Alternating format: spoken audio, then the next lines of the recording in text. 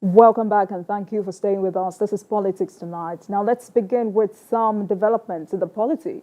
Judges of the Kaduna State Governorship Election Petitions Tribunal have delivered divergent rulings on the outcome of the 18th of March election in the state. The lead judge ruled in favor of the All Progressives Congress APC and dismissed the petition filed by the People's Democratic Party PDP and its candidate Issa Ashiru. Two of the three judges found that the preliminary notice was filed out of time, deeming it abandoned. Also, two of the three judges declared the election inconclusive, citing an imbalance between the number of permanent voter cards PVCs received and the lead margin of more than 10,500 votes. The two judges ordered a rerun in 22 polling units across 4 local government areas to be completed within 90 days. The Constitution, they are required to also consider the petition on merit. So on merit, 2 of them said that election is supposed to be conducted in 22 polling units because the number of the voters there exceed the margin of lead. But they have said that the PDP wanted it to be declared as the winner of the election. The tribunal said that they have no proof that. They allege that there are corrupt practices perpetrated by APC. They say they have no proof that. So in essence, as of today, the PDP petition is dismissed by the tribunal. Unless PDP appeal to the Court of Appeal, then we now know what will happen there. But the petition has been dismissed. Yeah, the court has delivered judgment directing that the election in Kaduna State is inconclusive. And there should be rerunning elections in about 4 local governments, somewhat in 4 local governments. So how many polling units and how many registered voters are we looking at? Well, that we'll have to look at the details, but it's in 4 local governments, about 14 wards or so. So why did the tribunal decided on this conclusive election? Why the tribunal decided what it decided? It's based on the facts placed before it. Court arrived at decision based on the submissions and argument of lawyers, and the majority of the tribunal judges decided that the election was inconclusive, and 1 judge affirmed the election. And the majority decision of the court is that the election was inconclusive.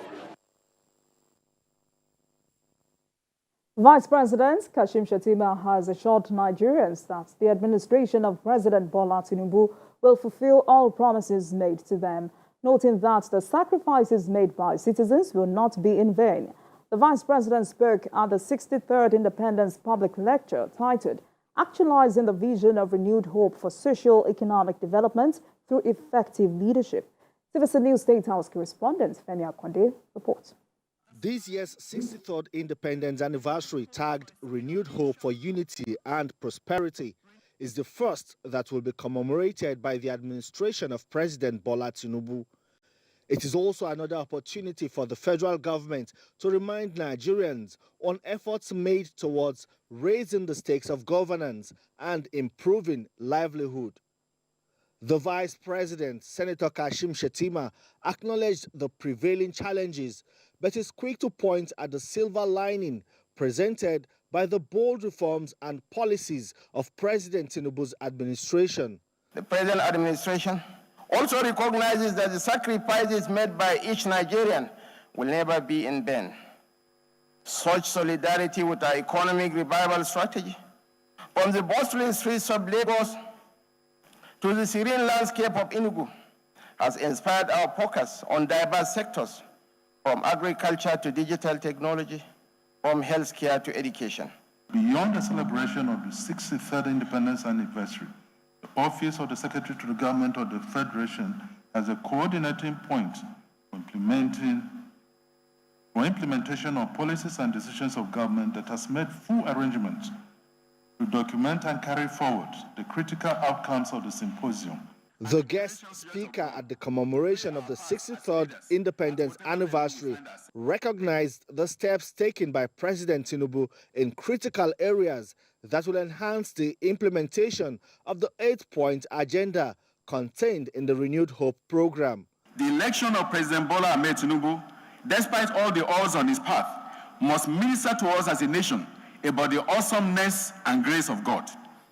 As the president, he has placed before us his vision of renewed hope. The 63rd independence anniversary comes at a time when the removal of fuel subsidy has caused so much hardship for citizens, and the economy of the country is threatened by organized labor's impending strike. The Speaker of the House of Representatives, Tajuddin Abbas, wants the federal government to fast-track the process of an increment in workers' salaries to mitigate the current hardship across the country. The issue of coming up with a living wage is the foundation of a corrupt-free society. If a worker is paid well, he is paid enough to be able to afford his basic needs, it will help to eliminate corruption in a significant way. The federal government's message to Nigerians is to choose unity over chaos and democracy over anarchy. There's also an assurance that the sacrifices made by citizens are investments in a brighter future. Femi Akonde, TVC News, Abuja. The Attorney General of the Federation and Minister of Justice, Lateef Fagbemi, has asked organized labor to respect the 5th of June order issued by the National Industrial Court, restraining both the Nigeria Labour Congress, NLC, and the Trade Union Congress of Nigeria, TUC, from embarking on any industrial action over fuel subsidy removal and related issues. In a letter to the NLC, TUC, and Senior Advocate of Nigeria, Femi Falana, the AGF says the plan by both labor bodies to embark on an indefinite strike from the 3rd of October is a violation of the subsisting order and a disregard to the dignity and integrity of the court. He asked Falana to prevail on his clients to respect the order of the court and allow room for ongoing negotiations between parties on how to address the challenges associated with the fuel subsidy removal. Let's take a short break, and when we return, it will be time to speak with our guest of the day, who is a member of House of Representatives representing Jere Federal Constituency of Borno State, Ahmad Satomi, for discussion on the fresh Boko Haram attacks and ban. Welcome back to Politics Tonight, digging beyond the headlines. Now let's get to our interview with the guest of the day. I'm joined by a member of House of Representatives representing Jere Federal Constituency of Borno State, Honorable Ahmad Satomi, for discussion on the fresh Boko Haram attacks and banditry.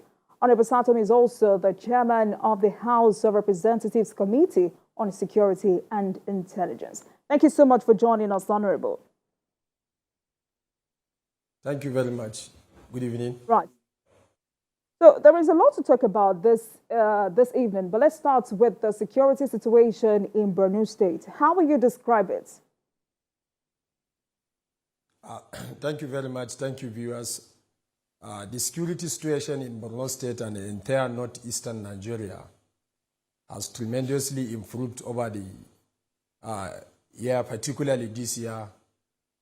We are all aware that the Boko Haram have been virtually defeated, if not completely. And then even non-kinetic solutions has been commenced. The state government has embarked on massive reconstruction, rehabilitation, and resettlement projects. And the DDR project is one of its kind, globally acknowledged, the Borno model. But the recent attack is nothing but they just want to show that they exist. If not, they just embark on soft targets, attacking farmers. These are just mere criminals. You know, it's a harvest period that they want to, scare the farmers and took away the farm produce that are expected. This year, a lot of farmers have went to farm, and then this is the first time Borno State government supported over 75% of its returnees to go back to farm. The military and the joint task force have provided an enabling environment, and the yield that is expected this year is huge. So that's why the criminals just resolve on sub-targets to scare the farmers. If not, I think nothing. The end of Boko Haram is just by the corner. I'm sure by the first quarter of next year, everything will be over about Boko Haram insurgency across Nigeria, particularly Borno State and the northeastern part of this country. I'm saying this without messing what I know how the military and the intelligence agencies are prepared. I know how the government is supporting and preparing to see that they have brought in an end to this crisis. But I am sure the challenges we faced over the 2 weeks period is nothing but just a propaganda that the Boko Haram used to show that they still exist. But I'm telling you that they just want to show that, or the scared farmers, so that they will cater away the palm produce that is expected from the farms, that the farmers have invested huge. That's, if not, I'm sure the military and all other security outfits are up to the task to make sure that we engage them. I was in Goza to see things for myself, alongside with member representing Damboa, Chibok, and then we have extensively discussed with the theater commanders over there, and they have assured us that they are on top of the situation. And some things I know internally, with the intellect available, the preparedness at the security angle, definitely Boko Haram has nowhere to exist in the entire northeastern part of this country. And this is one of the agenda of this incumbent administration of President Bola Ahmed Tinubu. I'm sure the military, the DSS, and all other security apparatus are working assiduously to make sure that they have curtailed these particular threats that they want to show that they have the capacity. But they too know that they have no capacity. They have nowhere to show their capacity or to exist. Definitely the military and the CJTF and other security apparatus are on top of the situation to make sure that they sustain the tempo by ensuring the farmers and the rural people that they are safe. And definitely they are going to be safe, inshallah. Right. So let's take these issues one after the other. So much gains have been made, have been recorded in the fight against Boko Haram insurgency. But we've heard about fresh attacks by the insurgents, especially in the Goza area. Why this resurgence? I said it clearly that they don't exist. I think it's just a sub-target on defenseless farmers who develop confidence because of, Goza was relatively peace for the first 6 months. There was no single attack, if not that of recent. Boko Haram only exists in the Goza axis on the Mandara Mountain. These are soft targets they do on farmers. But if not, the military, I assure you, they are on top of the situation. These are just a mere propaganda by some certain elements of the Boko Haram who resolve just to scare the farmers so that the farmers will not go and take away their effort that they put in to make sure that they have a proper harvest. But we were there, we gave them the confidence. The military are on top of the situation. Some of the things I don't want to say it here, but I'm sure I have seen it with my eyes that the military are going far to the buffer zone, even to the deep locations, to make sure that they protected the farmers, and they are on top of the situation. That's it. It's a mere propaganda. If not, I'm sure the military and all the security apparatus are on top of the situation. Right. So, Honorable Satomi, I would kindly urge you to say all you can so that people can have, Nigerians can have a better understanding of the happenings in that region. So, some people blame so-called repentant Boko Haram for fresh killings. Do you see any credibility in this claim? I don't think it's true, because the repentant Boko Haram are categorized. They are under proper care, proper surveillance, and proper orientation of the Borno Model Project. Because I am an insider, I know what is going on. The governor is not taking a sleep on that. He ensure that they have received all the required attention. The intelligence are available. The military are on top of the situation. They lead, and some of them are even following the military to go on operations. We can't blame them. But there are certain elements, the bad elements among them, But intellect available, a lot of arrests have been made, a lot of coordination mechanism have been put in place. I'm assuring you that they are just mere criminals that they don't know where exist. If you ask them which category of Boko Haram they are they belong to ISWAP or they are belong to the BH, we know, the late Shekau factor. But I'm sure these are just mere criminals that they want to scare the farmers to cater away the efforts put in by the farmers. But this will not relent the efforts of our citizens. This will not relent the efforts of the military. I am sure that military are on top of the situation. But still, if you look at the entire Gaza environment, particularly from the site of the Mandara Mountain and where it links from Limankara to Quatara to Overha, there are buffer zones marked by the military. And then there are specific time given to them. If you blame the security apparatus, they also shift the blame to the farmers. Some states up to 6 o'clock, which is against the military's directives. All the people are advised to stay not beyond 4 o'clock in their farms so that the military will successfully accompany them back to their respective camps and their shelters. So these incidents happen as a result of, breach the security protocols available in the Gaza axis. I said it earlier, I don't want to go deeply, but I am sure I'm part of the planning that the military, the state government, all stakeholders have come on table to resolve, to provide a comprehensive security coverage for the farmers. And then this thing, I don't think it will going to occur again once there is a cooperation. But I am sure there is a mechanism in place to monitor the repentance and the so-called repentance Boko Haram. The monitoring mechanism is huge that I don't think they will behave that way. So far, I have no proper evidence to say that, yes, they are the one who to blame, because some of them have even given their life by, following the military to give information, proper intelligence, to make sure that the military have succeeded. Therefore, I think the military are on top of the situation. When you are fighting a guerrilla war, such kind of things are there. Security is all of us job that we don't need to shift blame. What we need or what we expect from each and every stakeholder is an action, because the present government is determined to provide all the enabling support so that we will end this madness within the shortest possible period of a time. So, Honorable, there are reports that a certain former repentance Boko Haram commander is blamed for attacks on farmers in Gaza. As an insider, is this the case?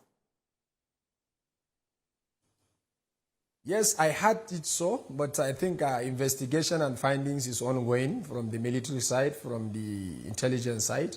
And then definitely once they prove that, this will going to be an open eye for all of us to make sure that we're strengthening the process of profiling them, investigating them, and even to take charge and find out what is wrong. I'm sure there are some calls and then outcries by them and by other people of the community that they were not treated as expected or so. But I think when you have thousands of people, definitely you expect 1 or 2 bad elements. But you cannot categorize them all to say that they are responsible for that. But I heard of one person who escaped back to Zambisa forest and is carrying out such atrocities. But even day before yesterday, the commander of this particular axis was killed. And then if actually he's the one in charge, his days are also numbered, I am sure. The determination of the military this time around is not a business as usual. Right, so let's move on. Other parts of the state are still battling insecurity, and most recent is abduction. Why this? Pardon, come again, please. Did you get my question, Honorable? All right. So, right. So other parts of the north are still battling insecurity, and most recent is abduction. I'm asking, why this? Oh, the northeastern part, you're talking of the banditry? Abduction now, abduction. Yes, please. Abduction. Yes. Actually, in the case of Boko Haram in the northeast, I think the abduction normally I was in the northwestern part of the country. And all is a mere propaganda. As I said it earlier, if you look at the case in Zamfara, the government of Zamfara, through the state governor, is planning hugely by even introducing the CJTF Borno model. And then on the other part, the federal government also is exploring the process of non-kinetic solution to ensure that there is a proper engagement. But the Kingsmen or the banditry in the northwest, abduction, still is a mere propaganda. If you look at the crisis indices over a couple of weeks, I think it's declined from 28.5% to about 22% in the northwestern part of this country. This shows that seriously there is an engagement. But you know, attention has been drawn to other parts of the country, particularly if you look at the Abuja, Kaduna, and the Kaduna axis is relatively shift. So that's the modus operandi of the insurgents. They tend to move from one point to another. But I'm sure there is an ongoing engagement that definitely all of them will be brought to book and this thing will be dealt decisively. I am sure. I'm sure of that. And then Nigerians should have proper confidence in the military and in all security apparatus. And we are assuring Nigerians that business is not as usual this time around. It covers all the determination of the government to end this insurgency, be it Boko Haram, banditry, kidnapping, or whatever name you're trying to call. We're looking at a holistic solution that will bring an end and then to this madness. You can recall when the presidents appointed the new service chief, he gave them a marching order. Once the military and the government set up properly, and then the formations and the entire deployments are there, definitely this thing will come to an end. And we are on top of it. The government is on top of the situation. The security apparatus, all, I didn't factor out any, they are on top of the situation.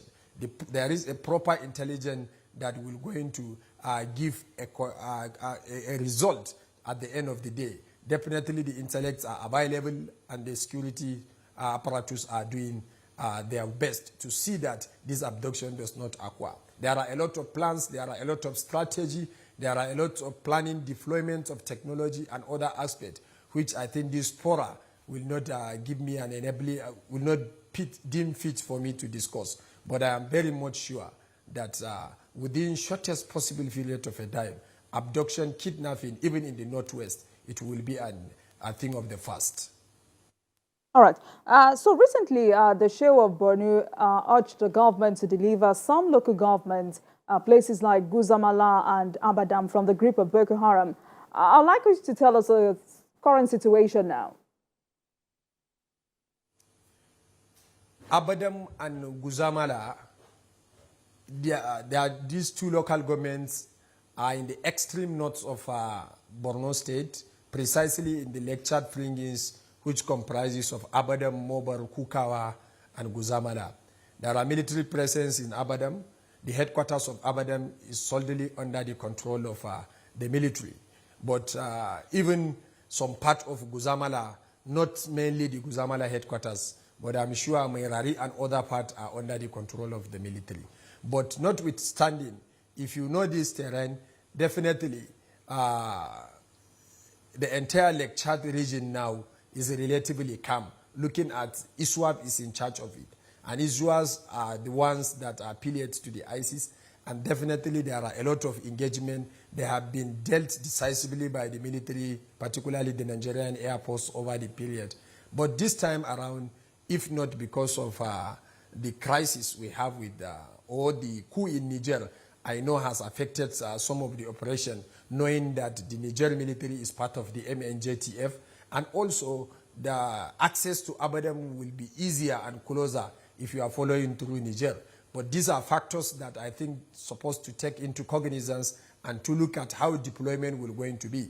But definitely, with the effort put in by the Nigerian Air Force, Air Force via their helicopter units, there are a lot of deployment, there are a lot of operation ongoing, particularly in the Lake Chad fringes over the period of a time.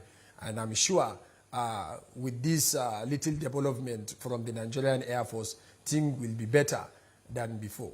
But there is need for the government to put in a comprehensive mechanism where the returnees from Monguno, who are originally from Guzamala, to return back to the Guzamala headquarters, and then some to Malampatori, which is the Abadam headquarters. These are two places that had challenges because of access, because of lack of basic amenities, or even the construction material to be taken there is not as easy as expected, because they are in the deep locations at the fringes of the Lake Chad.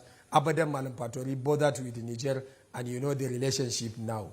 But I am sure once such things have been resolved, definitely change will come, and then there are a lot of things going on, I know, that will bring an end, complete end to this madness, I call it, and then things will take shape, and our people, as the call made by His Eminence, the Shehu of Borno, they will return to their place of abode, and I'm sure they will continue with the vast land, the farming of the vast land. You know that the major commodities of our vegetables and other fishing are coming from the northern part of this Borno state. So with the effort by the Nigerian Air Force, by the military, and with the planning that is going on, with the support of the Borno state government's effort of the reconstruction, rehabilitation, and resettlement, definitely it will not going to be history as before. But there are a lot much to be done in terms of these two local governments. These are the major challenges we have so far in terms of resettling back their people. But still, some part of it are relatively peace. People are going to their farm, and then, but the major headquarters of Guzamala local government, this is where the problem is. And I'm sure the brief I received at my own end, definitely before the end of the year, all of them will return back to the Guzamala headquarters and the Malam Fatori of Abadam headquarters. All right. Honorable Satomi, as the Chairman House Committee on Security and Intelligence, what do you think can be done to end the siege on other parts of Borno State by Boko Haram? At the committee level, we are not only looking at the Boko Haram, we are looking at to design a comprehensive security solution that is in tandem with the global world by building, strengthening the capacity of the military in terms of equipment, technology, and then manpower. And then this year, I am working with the Office of the National Security Advisor. We don't want to make noise. Definitely, there are going to be a massive recruitment. The president is determined. You know, during the campaign, one of his major promises to Nigerians is the security of lives and property of our citizens. And then, if at least we want to have a proper investors in this country, definitely security is a key component of that advocacy when Mr. President is campaigning for his electioneering. Definitely, I am sure he has committed to that. Even at the UN General Assembly, several meetings have been held, and then today, what I know is that the 2024 budget will be a comprehensive package for the nation's security architecture. It will not going to be business as usual. All the security apparatus we will going to see. We make sure that the government have provided all the required tools, particularly to strengthening the internal security by strengthening the intelligence aspect of it and the military capability of it. And this will not come to fruition.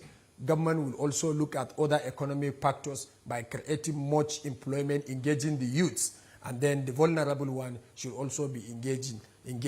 So the 2024 budget that we're going to start very soon definitely will comprise of consideration to all the security needs of this country.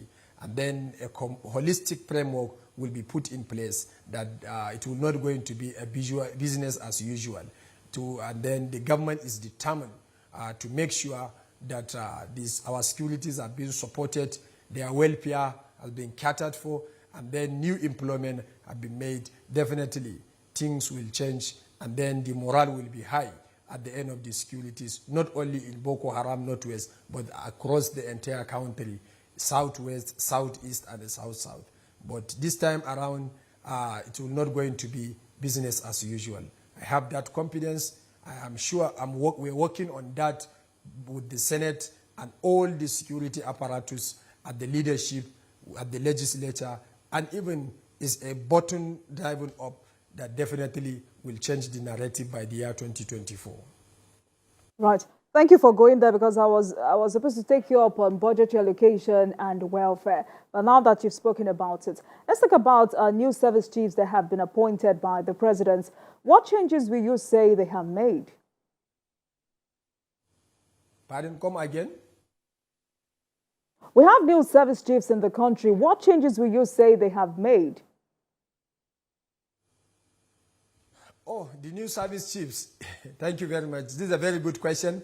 If you look at the statistic entirely over the period of 2-3 months, the security challenges drastically reduced from 38% to about 22% in some part of the country, about 12.8% in the southwest, about 18 from 18% to 11% in the south, and then across the country it has improved. And this does not come to me as a surprise, because the caliber of people that put into that place, they are equal to the tax.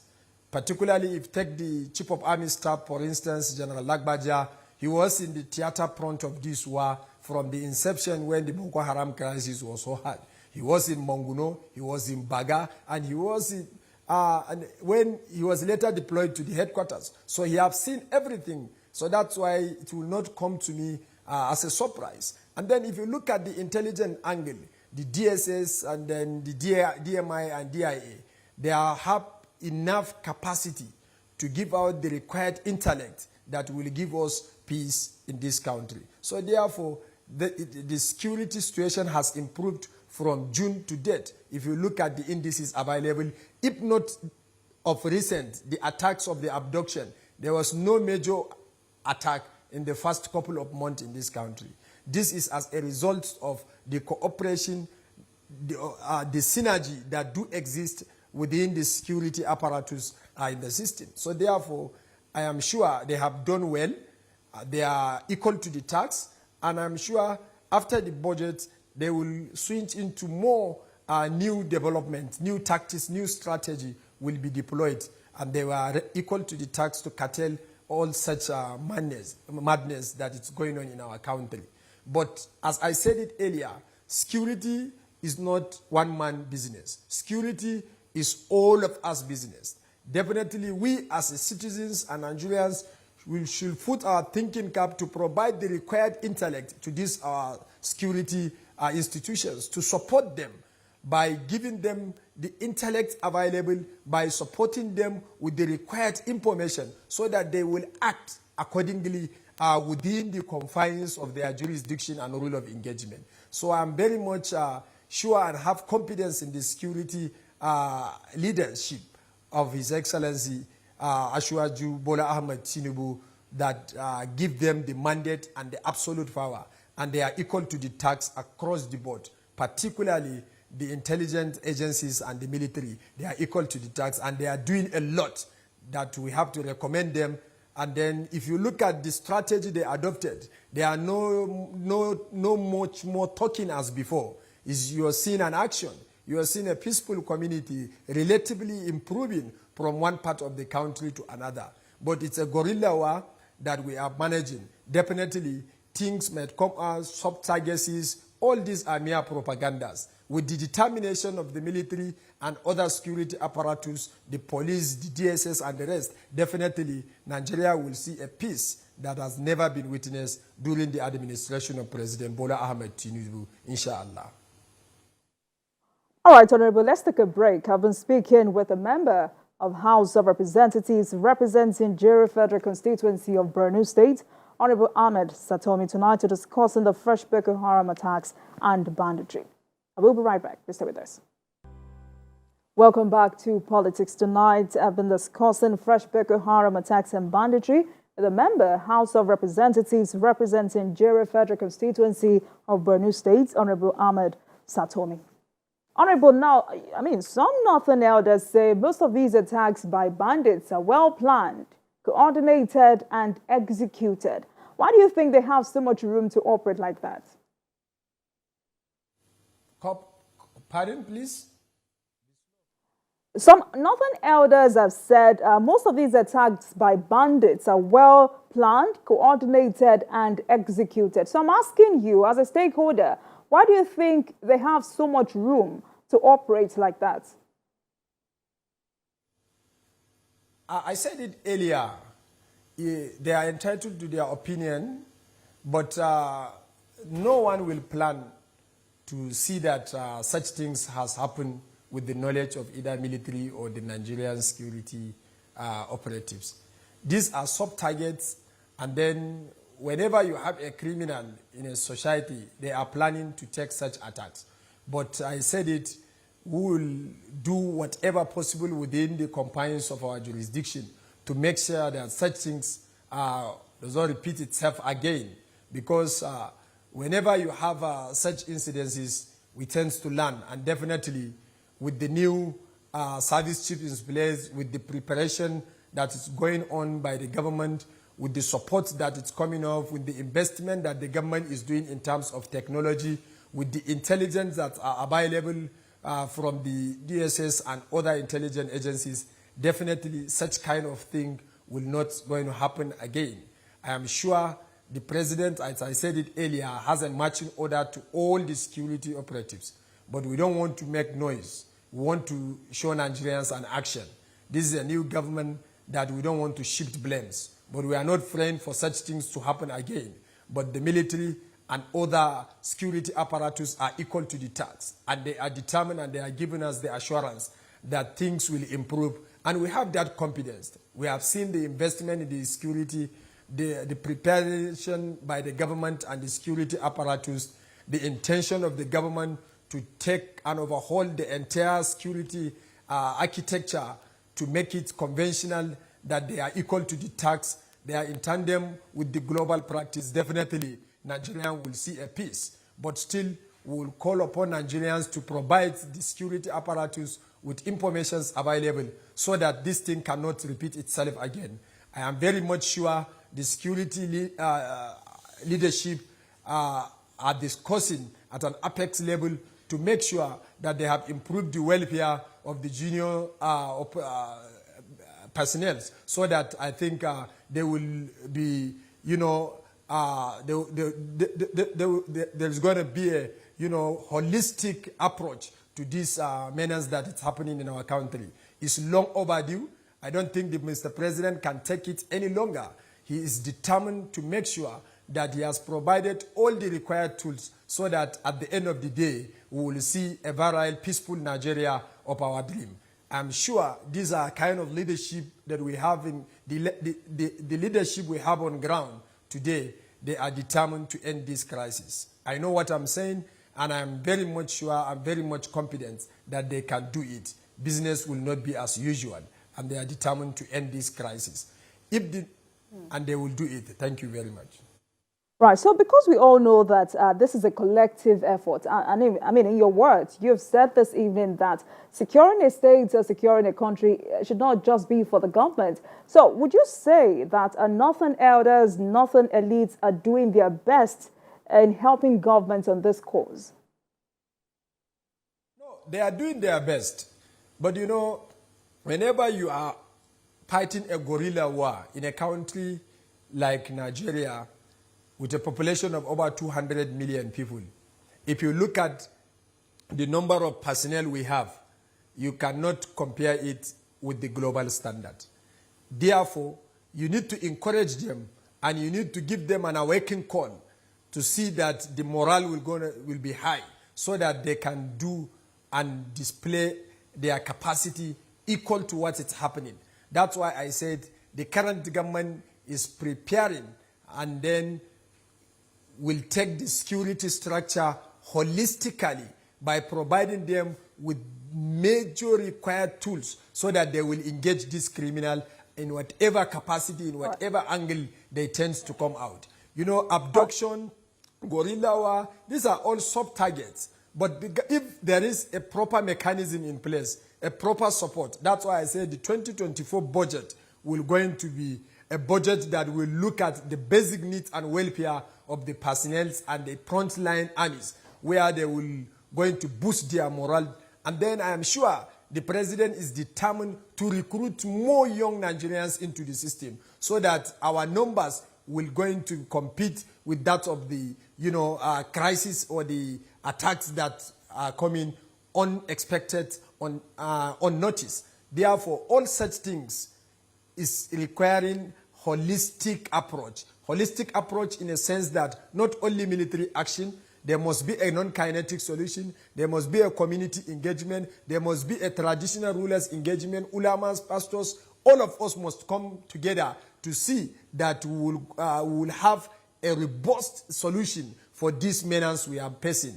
Because insecurity will not differentiate either you are a woman or you are a man, young or aged or elders. It comprises all of us. So therefore, I think that's why I say it's a holistic approach in terms of, thinking, in terms of advising the government, in terms of supporting our security personnel, in terms of providing intellect information. If not, this thing will take us much more longer, I'm sure. All right. But even they are doing, I think the traditional institution through the northern elders must be, supported and then institutionalized so that they can give their own quota to the security personnel in terms of information and other necessary support within the community. All right, then. So, one of the factors some analysts are blaming for widespread banditry is illegal mining, which is supposed to be on the executive list. What do you think the National Assembly can do to address this? Pardon, please? So one of the factors some analysts are blaming for widespread banditry is illegal mining, which is supposed to be on the executive list. So I'm asking you, what do you think the National Assembly can do to address this? We'll look at it and come up with a robust law as a National Assembly. But if you look at the acceptance speech or the inauguration speech of the Minister of Steel and Mining, he has put in place and banned some of all the illegal miners. But I'm sure the National Assembly is working and proposing even to come up with a bill for maybe a bill of a National Mining Regulatory Agency where all the mining activities must be regulated. And if needs be, it has to be in a robust data that will show and identify where and when miners are working. Definitely, the mining is an issue of insecurity, but I am sure with the new government in place, how they strategize the Ministry of Mining, and then things will improve. And not only the mining, we are looking at the possibility of support and reinvigorate the forest guard. The forest guard and the border guard will also form part of the mining regulation that this government wants to do. I am sure when strengthened well, definitely things will improve. There is no single land in this country that belongs to not government or somebody. So therefore, I think the issue of mining regulation or something must be put in place in tandem with the global practice. If not, definitely the mining, I believe with you, and I agree with them that is an issue that also contributed to this security menace. But this government is determined, as I said it earlier, to take charge of our forest, to take charge of our mining cadastre and the mining locations. That's why the current minister gave a standing order and even suspended and give time to all miners to come and register with the ministry. Therefore, this is a bold step taken by the minister. Kudos to the minister. And then I'm sure other policies will also follow by registering them, if possible, taking each and every individual biometric data of the miners, so that with the data, I think control will be going to be there, and also the regulation aspect will be strengthening. I'm very much sure, and I agree with you, that mining also has contributed, or illegal mining has contributed, and lack of proper data, lack of proper coordination, lack of proper monitoring also contributed to the insecurity in the mining sector. Right. So let me also take you up on this. Zamfara State Governor recently engaged the federal government on politicization of insecurity. As a lawmaker, what's your view on this? I didn't believe there is a politicization of insecurity, but I believe that there is a huge corruption in the system. Some people are taking advantage to benefit on that. And then I'm sure this government is determined to fish them out.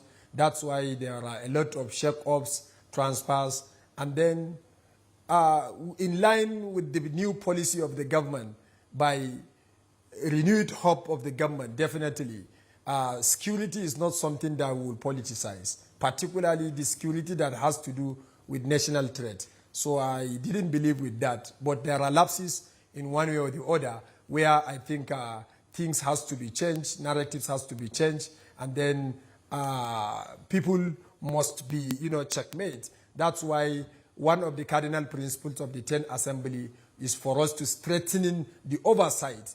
The monies earmarked or resource that will be earmarked for the project must be judiciously utilized in tandem with the budget appropriation. We will strengthen the oversight function, we will strengthen the supervision, and we will make sure that it's implemented in tandem with the budget appropriation. I have no doubt, but I didn't believe there are things that are politicized, nothing worth the lives of Nigerians. And Mr. President is a lover of Nigeria and he's determined to end this crisis. I don't think he will going to tolerate this, even if it's there again, and we are determined to fish whoever that wants to sabotage this process. The NSA, the security apparatus, the DSS, the military, and all security apparatus are determined, as I said it earlier, to end this crisis without messing with. It's long overdue. We have to end this madness. That's why the government will do whatever it's going to take to end this crisis within the shortest possible time, so that Nigeria will see the development that all of us were expecting. Right. So just like I asked my guest on the program yesterday, Honorable Satome, many analysts say governors have big roles to play in tackling insecurity in their states. Why is it difficult for them to tame banditry? Governors, what did you say? Many analysts say governors have big roles to play in tackling insecurity in their states. Why is it difficult for them to tame banditry, in your own opinion? Did you get my question? I get your question, I think. Yeah, they are the chief securities of their states, I think, and I believe that they have a role to play. They have a role to play in terms of economic security. They have a role to play to provide the basic amenities to the youth. They have roles to play to support in terms of vigilante and other security apparatus traditional rulers. So also, I believe that they have greater role to play, because if you look at the effort put in by the Zamfara governor by setting up the civilian JTF, the Amotekun in the southwestern part of this country, the civilian JTF in Maiduguri, the vigilante in Yola, and so many such outfits, I think it's high time for them to come together as governors. They have their individual and peculiar problems in their respective states. They need to wear their thinking caps to make sure they have provided the enabling environment by supporting the security apparatus on ground to enable them succeed. Not only the operational part of it. For instance, my own state where I came from, the governor is doing well. You have seen how many vehicles he has supported the military. You have seen how he's strengthening the capacity and expectation of the civilian JTF. He's the one who is managing the repentance Boko Haram and the hybrid. He's the one who is managing the returnees of the IDPs. And these are how governors are supposed to do. Definitely, if they leave it to the federal government alone, thinking that it's a national issue, that's where the problem will come. But I'm sure, and I have seen some of the governors, particularly if you look at the Niger State governor, he's doing well, and then many of them are now on the right track, in line with the renewed hope that they want to take the bull by the horn and to ensure that they have provided the enabling environment. They have a role to play, and they are doing their best. But I know with the meager resources, if they can streamline what they want to do and put priority to the security and lives of their people, definitely many states will witness the peace. But I'm sure a majority of them are determined. And they so with all of these state security outfits you have mentioned, it's still very difficult for these governors to tame banditry. So many have called for the creation of state and community police to tackle banditry. How can the National Assembly address this? This is an issue of a law, but if you, securities, police, or I always have an opinion, if the police we have, the national police we have, the Nigerian police, I am sure, I and you all know that most of the commissioners of police in Nigeria, majority of them, they are still answerable to the governors. If there are supports, I think they can do the job. So before making the law to create Nigerian police, I think I'm on the opinion to strengthening the capacity and welfare of the present police we have, the federal police in its respective state. For them to revive the Nigerian mobile force, particularly in Maiduguri, you can remember the famous Limankara in Goza, the mobile training ground. So therefore, state policing is a good project. But still, what have we done with the current police that we have? What is their welfare? What is their status? What is their level of preparedness? These are things that we need to strengthen before bringing another burden. So my own opinion is that let's strengthen the capacity and welfare of the present Nigerian police we have, deployed to the required station, let them work in line with the international police practice globally. Then if there is need for massive recruitment or employment, let there be. I'm sure this government has given an approval for the recruitment of over 30,000. But 30,000 police is not enough. If you look at our number, a country of over 200 million people, what the 30,000 can do. So I'm of the advocacy that if really we want to work to strengthening the internal security, which I am sure is part of the planning I mentioned that this government is doing, definitely the government will going to employ massively into the Nigerian police, strengthening their capacity, improve their welfare. Then we now start discussing the state policing. And now you start, after state policing, where is the resource?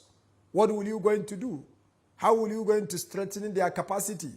What practice are you giving them? So these are all issues that we need to look into before thinking of bringing in another. Let's improve the welfare and capacity of the current police we have. Then this will go a long way by curtailing all these internal menace of internal security issues we have. And I'm sure this government is determined to do that. All right. Thank you so much, Honorable. I mean, we still have a lot to talk about, but time does not permit us. Thank you so much for coming on the program. Honorable Ahmed Satomi, Member House of Representatives representing Jere Federal Constituency of Borno State. Honorable Satomi is also the chairman of the House of Representatives Committee on Security and Intelligence. Thank you so much for coming on the program tonight. Thank you. Thank you very much. And thank you for watching. That marks the end of today's episode of Politics Tonight. But the conversation continues from here. Get in touch with us on Twitter at TVC News NG and at Olajumoke using the hashtag Politics Tonight. We're also on YouTube at youtube.com/TVC News Nigeria. I am Olajumoke Olatuji. Goodbye.